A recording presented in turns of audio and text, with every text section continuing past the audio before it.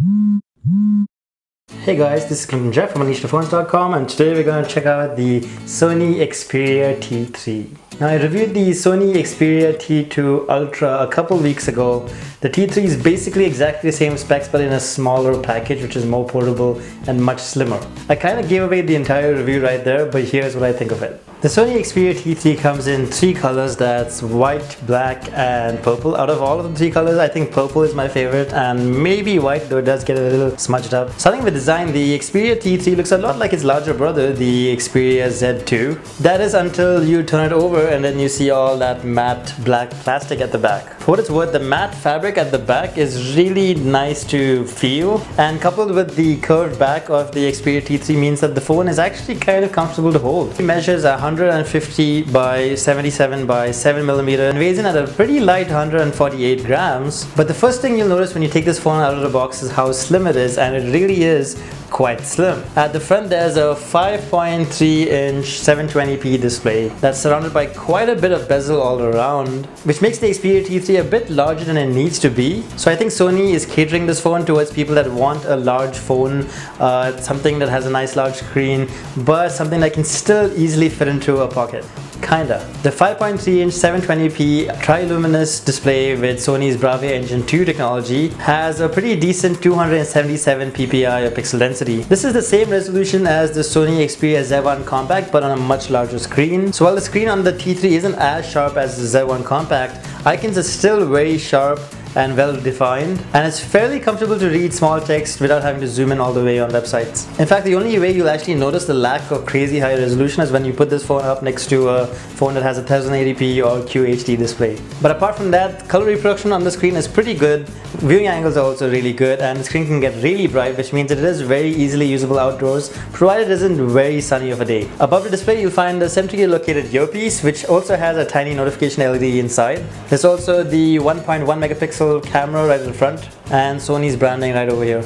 Below the display you won't actually find any capacitive keys, just a lot of bezel because the Sony Xperia T3 uses on-screen navigation keys. Moving on the left side you'll just find a tiny little micro USB port. You use this to charge the phone, but the port placement is a little awkward when you have to use the phone and you're charging it at the same time. On the right side you have Sony's usual round power and screen lock button. You also have volume buttons and a dedicated camera key, as well as a slot for the micro SD and SIM cards. At the bottom you'll just find a tiny little inlet for the lanyard cable and a tiny pinhole for the main microphone, and at the top you just have the standard 3.5mm audio jack. At the back you find a lot more of that matte plastic, but you have Sony's branding right in the center, a tiny little NFC logo just so you know where the NFC is on this phone. There's also a camera lens and LED flash, and the camera lens has this really strange mirrored lining to it. Apart from that, there's also the Xperia branding at the bottom and the grill for the loudspeaker. The matte finish at the back of the Xperia T3 is a bit of a fingerprint magnet, so you're going to end up cleaning this quite a lot. All in all, the Sony Xperia T3 looks like your average Android phone from the front, but it is really slim if it makes any bit of a difference. Coming to hardware, the Sony Xperia T3 is powered by a 1.4 GHz quad-core Snapdragon 400 processor, which is the same kind of processor used on the old Moto G. It's more than adequate for everyday tasks and basic apps, and navigation is really smooth and generally performance is lag-free. Of course, every once in a while when you open up a menu, you'll see a tiny bit of lag creep in whenever you do something that is slightly processor intensive. Of course, with heavy games, the Xperia T3 can get quite sluggish, and Asphalt 8 for example runs fine on the phone, but it does drop a lot of frames. For benchmark results, do check out the post over on UnleashThePhones.com. Apart from that, the Sony Xperia T3 has 8GB of internal memory, and there is a micro SD card slot as I mentioned earlier. There's also Bluetooth, NFC and 3G and LTE depending on where you're buying this phone from. Coming to software, the Sony Xperia T3 runs Android 4.4.2 KitKat, which is kind of almost the latest version of Android right now. As you'd expect, there's Sony's skin right on top, which looks nice enough and is fairly simple and straightforward to use. It's similar to most Android UIs. For example, there's a home screen where you can place your widgets and app shortcuts, and there's also a nice little app drawer where you can keep all of your apps just in one section. Of course, Sony has made a couple tweaks to their UI to just stand out a little bit more.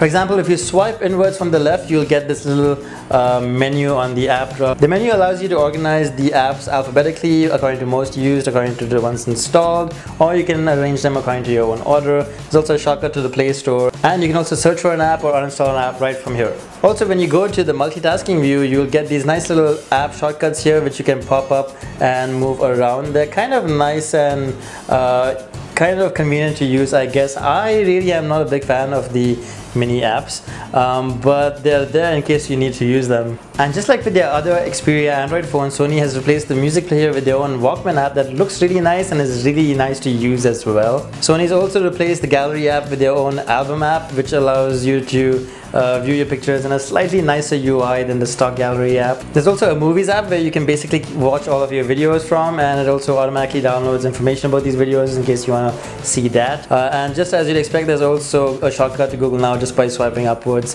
from the home button. All in all, not much has changed since the Xperia T2 Ultra that I reviewed a couple of weeks ago, so you can check out that review in case you want a better look at the UI of the Sony Xperia T3. Moving on to camera, the Sony Xperia T3 features an 8 megapixel camera at the back with a single LED flash. The Exmor RS sensor does a pretty good job of taking pictures, though that being said, the 1.1 megapixel front-facing camera is kind of not so great for selfies. In daytime, the camera manages to get some pretty detailed, clear pictures with punchy colors, and even exposure seems to be pretty good. Zoom in a little though, and you'll notice that there's a lot of digital artifacting or image noises that appear. Low-light images are kind of okay, but they get much worse as it gets darker. The camera's intelligent auto mode does a really good job of automatically picking out the mode for the scene you're about to take a picture of. It can even choose backlit or HDR modes automatically depending on the scene, and there's also manual controls in case you want that. All in all, the camera on the Xperia T3 is okay, but it's a far cry from the 20 megapixel camera on the Xperia Z2. Of course, you can check out camera samples and a video sample over on the blog. Speaking of video, the Xperia T3 can record 1080p Full HD video, but the quality is basically decent at best. Coming to call quality on the Xperia T3 is basically your mid-range affair. It's exactly what you'd expect. There's noise cancellation, and the volume from the earpiece could have been a little bit louder, and while clarity is okay, it's not super great. Speaking of which, the single loudspeaker at the back of the Sony Xperia T3 is quite loud even though it looks really small.